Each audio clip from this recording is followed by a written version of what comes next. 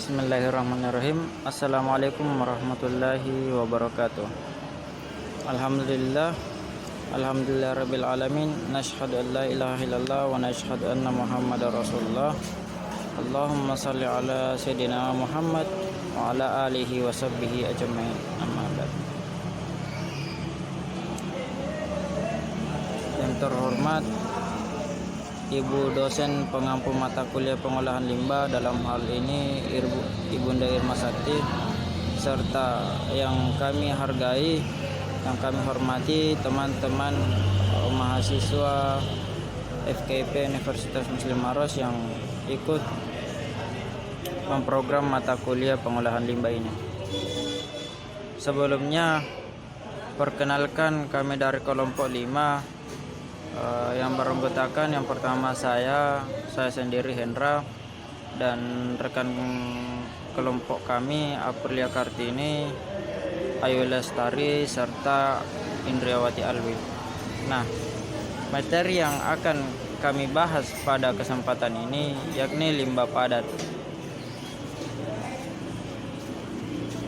Yang pertama, limbah padat. Limbah padat itu sendiri adalah sisa aktivitas manusia yang bersifat padat, berdiri atas zat organik dan zat anorganik yang dianggap tidak berguna lagi dan harus dikelola agar tidak membahayakan lingkungan dan melindungi investasi pembangunan. Nah, itu ya sedikit tentang limbah padat. Sisa-sisa aktivitas manusia atau sampah manusia yang bersifat organik ataupun yang terdiri dari zat organik dan ataupun zat non organik.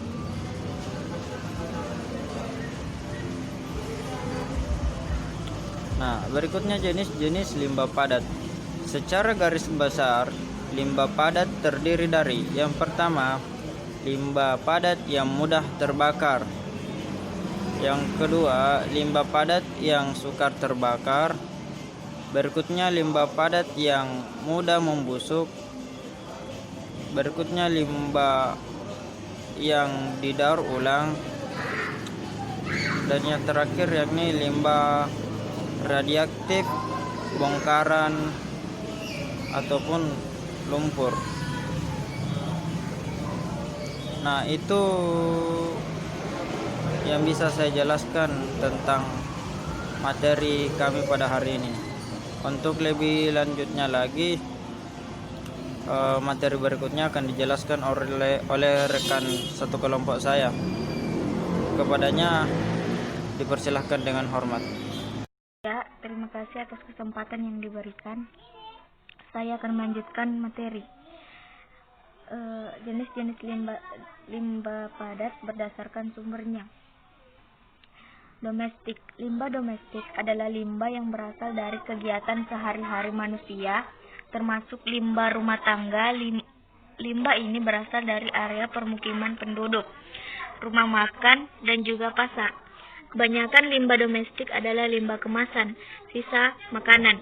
Contohnya kertas, kaleng, dan plastik.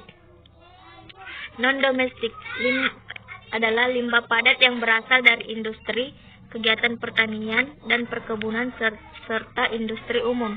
Contohnya potongan besi, paku bekas, sisa-sisa pengemasan. Limbah padat berdasarkan sifat kimianya.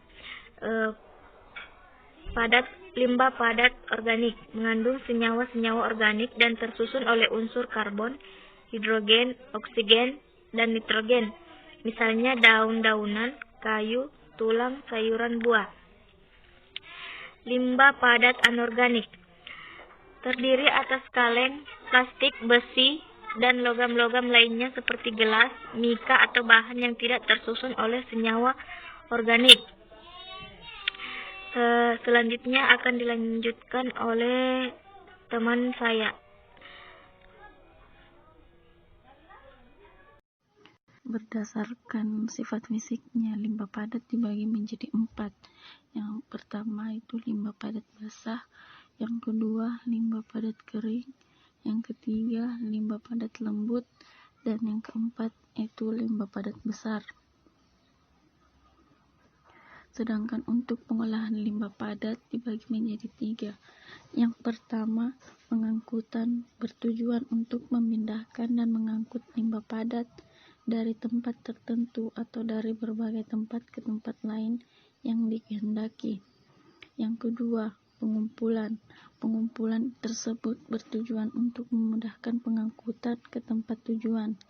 Yang ketiga, yaitu penyimpanan yang bertujuan untuk menjaga limbah padat agar tidak terjadi perubahan yang tidak dikehendaki, seperti pembusukan, mempunyai tutup atau penutup wadah, pengaturan kelembapan, pengempaan refrigerator, dan lain-lain.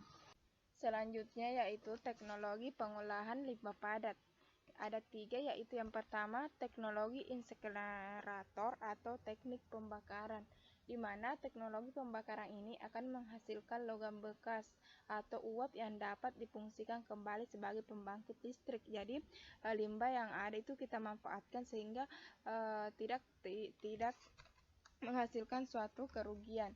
Yang selanjutnya yaitu teknologi recycling atau daur ulang, di mana teknologi ini pada prinsipnya mengubah sampah yang didaur ulang menjadi barang baru yang bermanfaat. Jadi seperti sampah plastik kita olah kembali atau kita daur ulang sehingga menghasilkan suatu produk yang bisa kita manfaatkan.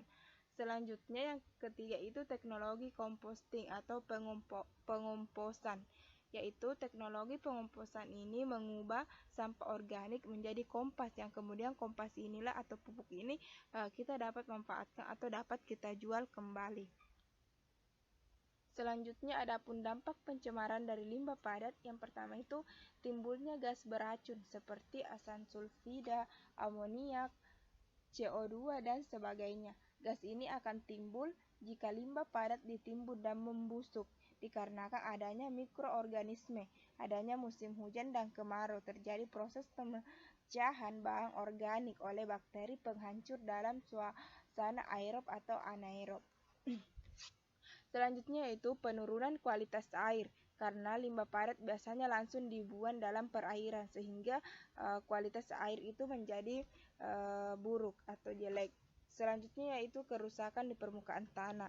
Timbul penyakit-penyakit seperti penyakit diare, karena penyakit ini terjadi karena virus yang berasal dari sampah dengan pengolahan yang tidak tepat. Adapun penyakit kulit seperti kudis dan kurap.